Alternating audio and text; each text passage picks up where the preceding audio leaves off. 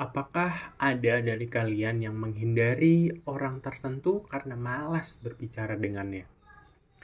Atau unfollow orang di sosmed karena mereka membicarakan hal sensitif tentang agama, politik, flexing, gibah, dan lain sebagainya?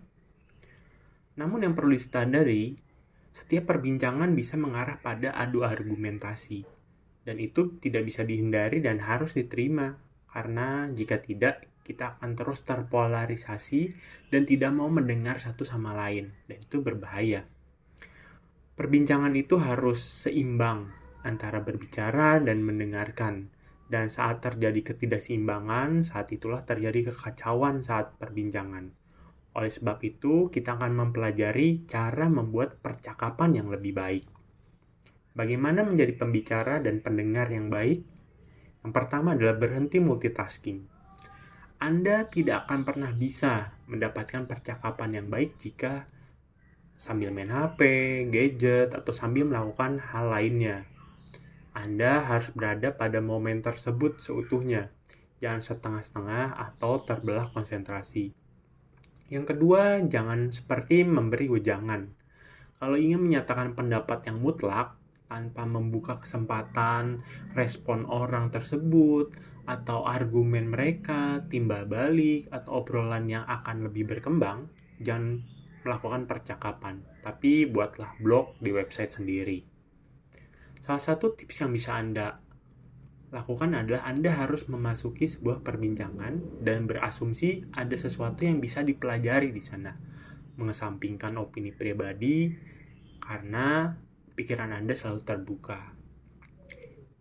Kita lanjut nomor 3, gunakan pertanyaan terbuka. Bisa dimulai dari 5W, 1H atau who, what, when, where, why, and how. Jangan bertanya dengan pertanyaan yang rumit, karena Anda akan mendapatkan jawaban yang simpel. Contohnya, apa pekerjaan Anda sulit? Kemungkinan dijawab dengan ya, sulit, atau tidak sulit. Dengan pertanyaan terbuka, membiarkan mereka mendeskripsikannya. Seperti contoh, seperti apa sih pekerjaan kamu? Maka dia akan menjawab lebih panjang karena dia akan mendeskripsikannya sendiri. Nomor 4, ikuti arusnya. Saat Anda tiba-tiba terlintas di benak saat percakapan sedang berlanjut, keluarkan hal tersebut dan biarkan percakapan terus mengalir. Yang kelima, kalau Anda tidak tahu, katakan tidak tahu. Jangan pura-pura tahu, apalagi so tahu. Yang keenam, jangan samakan pengalaman Anda dengan mereka. Setiap pengalaman itu bersifat individu dan pasti berbeda. Ini bukan selalu tentang Anda. Yang harus membuktikan diri jauh lebih mengagumkan. Banyak sekali perbincangan yang mengarah pada, wah, pekerjaan saya sulit. Oh, saya lebih sulit. Ini bukan tentang Anda. Ingat itu. Nomor 7, cobalah untuk tidak mengulanginya sendiri. Karena Anda harus membedakan berbicara dengan anak kecil ataupun orang dewasa. Anda tidak perlu mengucapkannya berkali-kali. Jadi, kurangi pengulangan. Nomor 8, lupakan detail. Anda tidak harus menceritakannya secara spesifik, mulai dari tahun, tanggal, bulan, tempat spesifik, kondisinya. Karena mereka nggak terlalu peduli, yang mereka pedulikan adalah Anda, percakapan Anda dan mereka, dan persamaan di antaranya. Yang ke-9, bukan yang terakhir tapi salah satu yang paling penting. Menurut saya amat penting, yaitu mendengarkan. Ini adalah skill yang harus Anda kuasai dan yang paling Anda butuhkan. Kalau mulut Anda terbuka, Anda berarti tidak sedang belajar.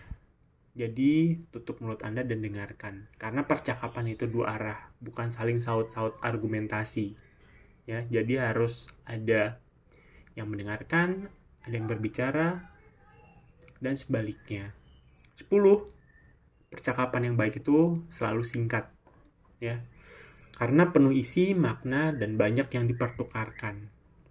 Sebagai penutup, kita melakukan percakapan karena ada ketertarikan. Saya yakin setiap orang expert di bidang tertentu atau memiliki rahasia yang ingin dia ceritakan. Mulai lebih banyak mendengar dengan pikiran terbuka dan persiapkan diri untuk takjub mendengarkan. Terima kasih. Kalau ada yang ingin bahas, silahkan lanjut di komen. Jangan lupa like, follow, dan subscribe. Oke, thank you.